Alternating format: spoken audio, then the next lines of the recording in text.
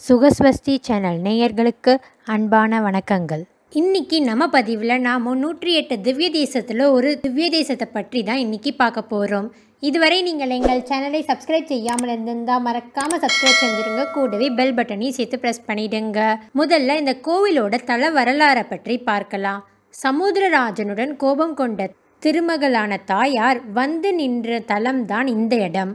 சமுத்திரராஜன் இங்கு வந்து தாயாரை திரும்பி வரவேண்டிய போது என்னை பெற்ற தாயே என்று பலவாறு சமாதானம் செய்ய முயன்றார். இந்த காரணத்தால இங்க இருக்கிற தாயாருக்கு பெயர் என்னை பெற்ற தாயார் அப்படின்னு ஆச்சு. சமுத்திரராஜன் எவ்வளவு கூப்பிட்டும் திருமகளான தாயார் வரவே இல்லை.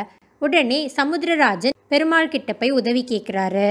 அவரும் பக்தனுக்காக இங்க வந்து லக்ஷ்மி தேவியை சமாதானம் செய்து வைகுண்டம் வர சம்மதித்தார். பக்தனுக்காக இங்க வந்ததால பக்தவத்சல பெருமாள் அப்படிங்கிற நாமம் கொண்டு இங்க அழகாவே பெருமாள் காட்சி தரார். 108 திவ்ய தேசங்கள்ல திருநின்றவூர் பக்தவத்சல பெருமாள் கோவில் தான் இந்த இடம். ராமானுஜர் வடமொழியில மங்களாசாசனம் செஞ்சிருக்கார். திருமங்கையாழ்வார் திருவள்ளூருக்கு வந்து சில நாள் தங்கியிருந்து வீரராகவ பெருமாளை பத்தி 11 பாசுரங்கள் பாடினாங்க. அப்புறமா திருவள்ளூர்லேருந்து கிட்டக்கே இருக்கிற திருநின்றவூருக்கு சென்றாங்க. ஆனா அவங்க அங்க போகும்போது இரவு நேரம் ஆனதுனால கோயிலோட நடை சாத்திட்டாங்க. பெருமாளும் ஏகாந்தத்துல இருக்கிறதாக சொல்லிட்டாங்க. அதனால ஆழ்வார் அங்க பாடவே இல்லை. திருநின்றவூர்ல இருந்து நேரா மாமல்லபுரம் நோக்கி திருமங்கை ஆழ்வார் அவங்களுடைய பயணத்தை தொடர ஆரம்பிச்சாங்க. ஆனா தாயாருக்கு திருமங்கை ஆழ்வார் இங்க வரைக்கும் வந்து ஒரு பாடல் கூட பாடாம போனது ரொம்ப மன வருத்தத்தை அளிச்சிச்சு. அதனால மீண்டும் கோவிச்சு கொண்ட தாயார் பெருமாள் கிட்ட நீங்க திருமங்கையாழ்வாரிடம் சென்று பாசுரங்களை பெற்று வாருங்கள் அப்படின்னு சொன்னாங்க.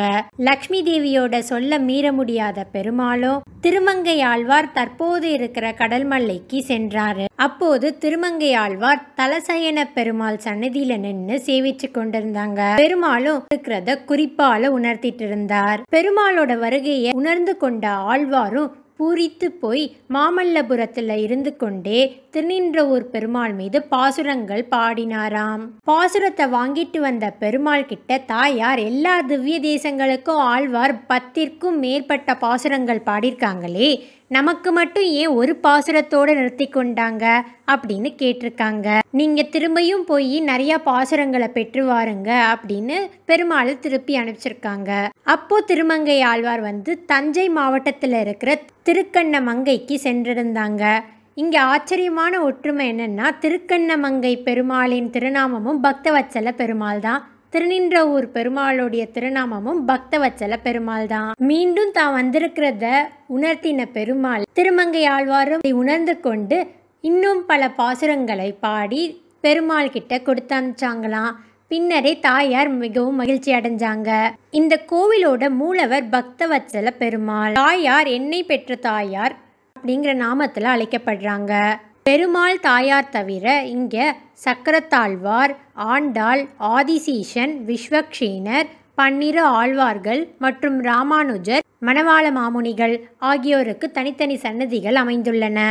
பக்தவத்சல பெருமாளையும் என்னை பெற்ற தாயார் இருவருக்கும் துளசி மாலை சாத்தி வணங்கி குடும்பத்துல ஒற்றுமை வலுப்படும் அப்படின்னு ஒரு நம்பிக்கை இருக்கு. இது மட்டும் இல்லாம வாரந்தோறும் புதன் மற்றும் சனிக்கிழமை ஏகாதசி நாட்கள்ல திருநின்றவூர் பக்தவத்சல பெருமாளையும் என்னை பெற்ற தாயாரையும் தரிசித்து வணங்குவோருக்கு இழந்த பொருட்கள் எல்லாம் திரும்ப கிடைக்கும் அப்படிங்கிறது ஒரு நம்பிக்கையாகவே இருக்கு. இந்த கோவிலானது 9ஆம் நூற்றாண்டுல பல்லவர் காலத்துல கட்டப்பட்டிருக்கலாம்னு சொல்றாங்க. இந்த பக்தவத்சல பெருமாள் கோயிலுக்கு ரொம்பவும் கிட்டக்கதான் நம்ம ஏற்கனவே நம்ம யூடியூப் சேனல்ல பதிவு போட்டிருக்கோம். பூசலார் நாயனாருடைய ஹிருதயாளீஸ்வரர் கோயில். அந்த கோயிலை கட்டினதும் பல்லவ மன்னன் தான்.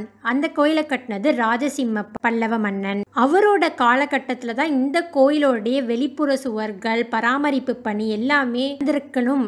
கல்வெட்டு, புராண கதைகள் இது மூலியமா சொல்லப்படுறாங்க. இந்த கோவில் பெருமாளுக்கு 6 கால பூஜை தினமும் பண்ணிட்டு இருக்காங்க. தமிழ் மாதமான சித்திரையில சித்ரா பௌர்ணமி, மார்கழியில திரு அதியான உற்சவம் மற்றும் பங்குனியில பிரம்மோற்சவம், இந்த 3 விழாக்களும் ரொம்பவும் சிறப்பாகவே நடக்கும் இந்த கோயில்ல. நவராத்திரி, விஜயதசமி, தீபாவளி, மகர சங்கராந்தி, போன்ற பண்டிகைகளும் இந்த கோவிலில் ரொம்ப விழாக்கோலமாகவே நடத்துவாங்க. இத்தனை சிறப்புகள் நிறைந்த இந்த பக்தவத்சல பெருமாள் கோவிலானது காலை 8 மணி முதல் மதியம் 12 மணி வரையிலும் மற்றும் மாலை 5 மணி முதல் இரவு 8:30 மணி வரையிலும் திறந்திருக்கும். இந்த கோவிலில் பெருமாள் ரொம்பவும் அழகா 10 அடி உயரத்தில் சிலுக்கிற அளவுக்கு அழகா காட்சி தராரு. இப்படிப்பட்ட அழகுகள் நிறைந்த பக்தவத்சல பெருமாள் கோவிலானது திருவள்ளூர் ரயில் பாதையில் திருநின்றவூர் என்னும் இடத்தில் தான் அமைஞ்சிருக்கு. நீங்கள் திருவள்ளூர் வீரராகவர் கோயிலுக்கு வரீங்கன்னா கண்டிப்பாக பக்தவத்சல பெருமாளையும் போய் பாருங்கள். 2 திவ்ய தேசமும் ரொம்ப பக்கத்தில் தான் இருக்குது. ஒரு 20 நிமிஷம் தூரத்தில் தான் இருக்குது. திருவள்ளூர் வீரராகவ பெருமாள் பற்றியும் நம்ம ஏற்கனவே வீடியோ போட்டிருக்கோம். அதை நீங்கள் பார்க்கலைன்னா அதையும் நீங்கள் சென்று போய் பார்க்கலாம். திருநின்றவூர்லேயே இந்த கோவிலுக்கு ரொம்பவும் பக்கத்துலேயே ஏரி காத்த ராமர் கோயில்னு ஒன்று இருக்குது. ராமர் லக்ஷ்மண சீதை ரொம்பவும் அற்புதமாகவே காட்சி தருவாங்க. அந்த கோவிலை பற்றி நீங்கள் தெரிஞ்சுக்கணும்னா எங்கள் சேனலை மறக்காமல் சப்ஸ்கிரைப் செஞ்சுருங்க. கூடவே பெல் பட்டனையும் சேர்த்து ப்ரெஸ் பண்ணிடுங்க. இன்றைக்கு இந்த பதிவு உங்களுக்கு பயனுள்ளதாக இருக்கும் என்று நம்புகிறேன். மீண்டும் உங்களை அடுத்த பதிவில் சந்திக்கும் வரை நன்றி, வணக்கம். இந்த வீடியோ உங்களுக்கு பிடிச்சிருந்தா லைக் பண்ணுங்கள், கமெண்ட் பண்ணுங்கள், ஷேர் பண்ணுங்கள். மறக்காமல் சப்ஸ்கிரைப் பண்ணுங்கள்.